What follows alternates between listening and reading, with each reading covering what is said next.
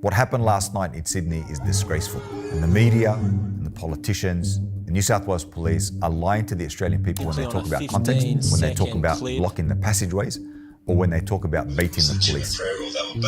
None of that is true.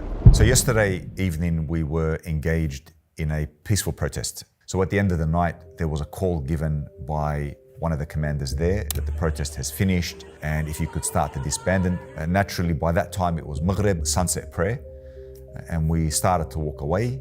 As we walked away, we decided to go into the furthest zone away from the road. So we moved as furthest away from police as we could so we could conduct our prayers peacefully, effectively, without disruption. And after a couple of minutes, we heard very, very aggressive yelling, which later we understood was police.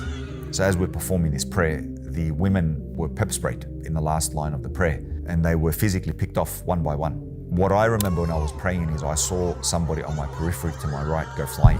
I felt someone grab me by the shoulder. There was actually 2 police officers who grabbed me and they threw me across the floor. So I've got a bruise underneath my armpit here, and I've also got both my knees that are being x-rayed tomorrow. I was kneed in my back and screamed at, move, move. They were grabbing me by my t-shirt, kicking me in the back. This is something that's completely unacceptable. It's traumatizing. I just got off the phone actually with one of the sisters that was there, and she's also got both her knees bruised and she's also been to the doctors today. Even I still remember one police officer came and grabbed my shoulder and tried to drag me across. He dragged me for about half a metre.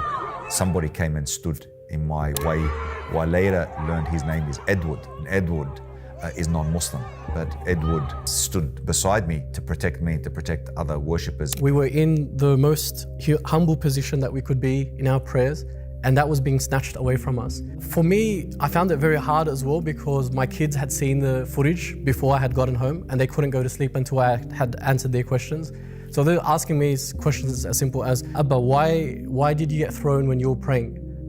Didn't they know that you were nearly finished? And all these sort of questions that I'm explaining to preschoolers at home so that they can go to sleep. This is completely disrespectful to people of faith, and there has to be repercussions to those who made those decisions. To punch people who had their arms raised, to pepper spray people without discretion, to just simply cause the chaos and the trauma that they've now inflicted in New South Wales. They have to take responsibility for that. I'm not appealing for an apology, but rather I am threatening legal action. We'll be pursuing this through all the legal processes that we have available made to us. And in addition to that, this is a clear message that the protest will continue. Whether we are attacked, whether we are in our prayers and we're attacked, we will continue to raise our voices for the people of Palestine, no matter what.